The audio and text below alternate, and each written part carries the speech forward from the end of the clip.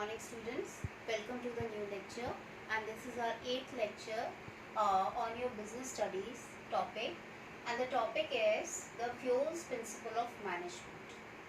Now, first of all, each and every when we are in the management process or being a manager, each and every manager has to follow some principles because it is in a big activity, because there are so many people are involved as in a superior and subordinate.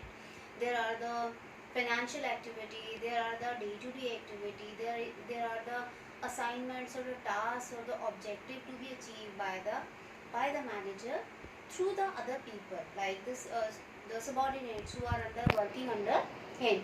So every manager who is in this process has to follow some certain set of principle, and these principles are actually given by the Henry Ford.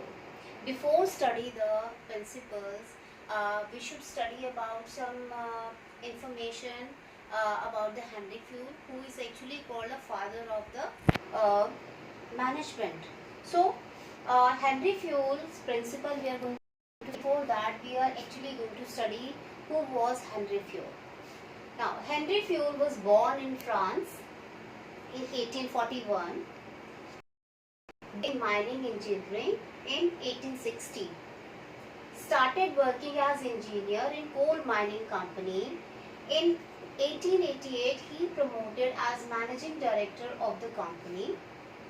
Company was in the insolvency situation, and he accepted a challenge and a managerial technique to bring out company from the situation, and he succeeded. When he retired, after the 30 years, the company was leading coal steel company with a strong financial background.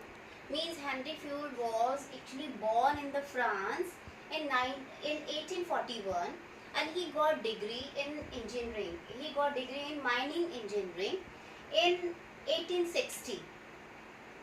And he started as an engineer. Starting initially he was an engineer. He was an engineer and he started his career as an engineer in the coal mining company. And after that, in 1888, he was promoted as a managing director of the company. Where he joined the company, he was promoted as a managing director of that company. And that time the company was in an insolvency situation. It was a worse situation of that company, where he was appointed as an or promoted as an managing director of that. At that point, uh, he accepted the challenge, and that was actually the situation of that company was very worse. So he accepted the challenge and applied managerial technique to bring out company from that situation, and he succeeded. And finally he succeeded. When he retired after 30 years, the company was leading coal mining company with strong financial background. So he must have some thinking in the mind. He was not only the engineer, but he has given so many work, or he worked so many principles or so many things on the management. How, because initially there was no principle, no yardstick on that time. He was only the person who has think about that, how that work is called the management. He actually identify the management, or a office work, or the work which is actually do by the superior and subordinate, how he has just identify some principle, and which is now famous in these days, or who is a manager has to follow those principles. So what are the main contribution of Mr. Henry Ford? We are going to study about it. First, he made clear distinction between technical and managerial skill.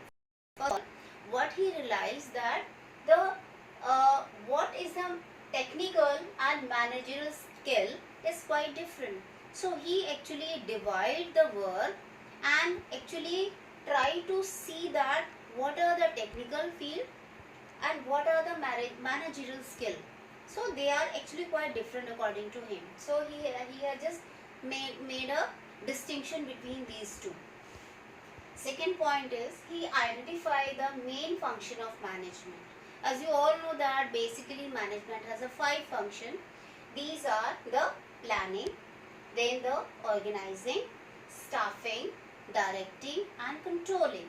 So these are here, it means he was the first person who identified these basic 5 function of management, that are planning, organizing, staffing, directing and controlling.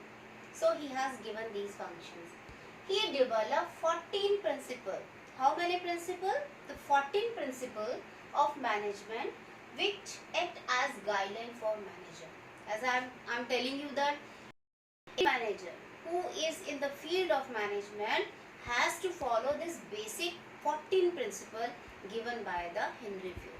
So these are actually the contribution of the Henry Fayol, and he is a person who is also called the father of management studies and thoughts.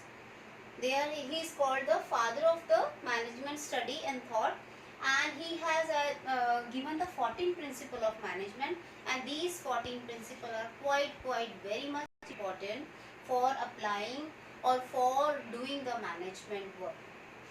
What are these?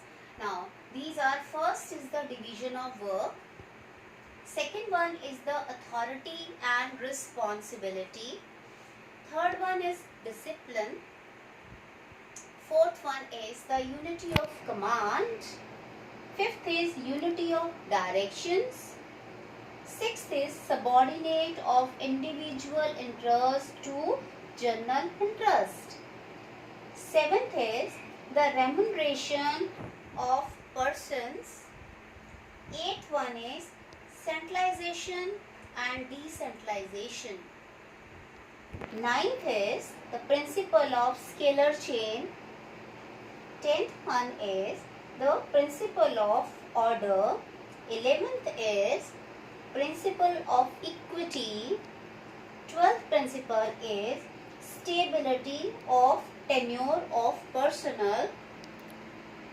13th is initiative, and the 14th is aspirate de corps. So these are the 14 principles given by Henry Fayol. In the next lecture we will discuss it one by one. Thank you.